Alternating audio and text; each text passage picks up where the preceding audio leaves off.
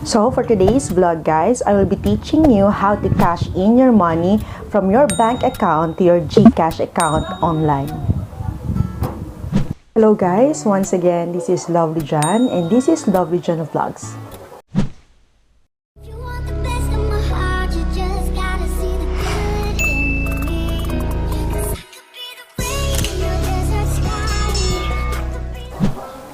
If you are new to my channel, please like, subscribe, and hit the bell button for more videos like this. So guys, now nandito na tayo sa ating mobile phone, ay i-access na natin ang ating Gcash. Next, punta muna po tayo sa ating Gcash. Okay, click po natin ang ating Gcash application. And then, type in your mobile PIN. At hintayin na lang po natin mag-process.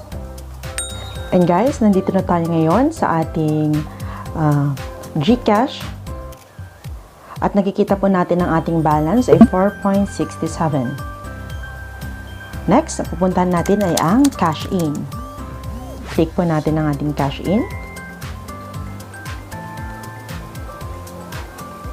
So guys, dito po tayo sa my link account. Hanapin lang po natin yung online banks.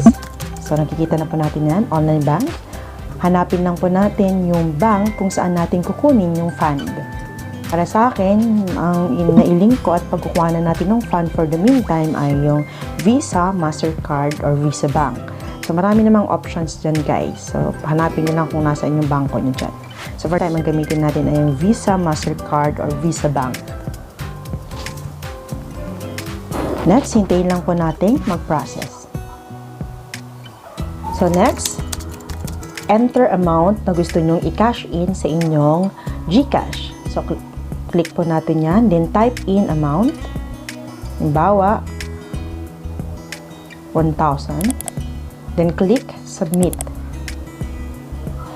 So nandito na tayo sa Visa confirmation kung saan i-confirm ang ending ng iyong card sa Visa or yung card sa inyong bank.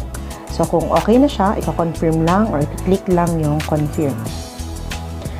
So, dito, nire-remind tayo na i-check natin yung amount na talagang gusto nating i-cash in. So, 1,000 yung tinype natin ngayon, so 1,000 yung nakikita natin. So, confirm na. Click confirm. Next, hintayin lang natin mag-process. Next, connecting to a secure page. So now guys, card cash is being processed and you will receive a text message para po ma-confirm ang status ng ating transaction. So ito-check nyo po yung inbox nyo para sa text message. So check po natin. Tapos nandun na yung Gcash. At na-receive na natin. Nakalagay dyan guys, you have received 1,000 of Gcash from your enrolled card. Your new balance is now 1,004.67 as of April 25, 2020, 2 o'clock p.m.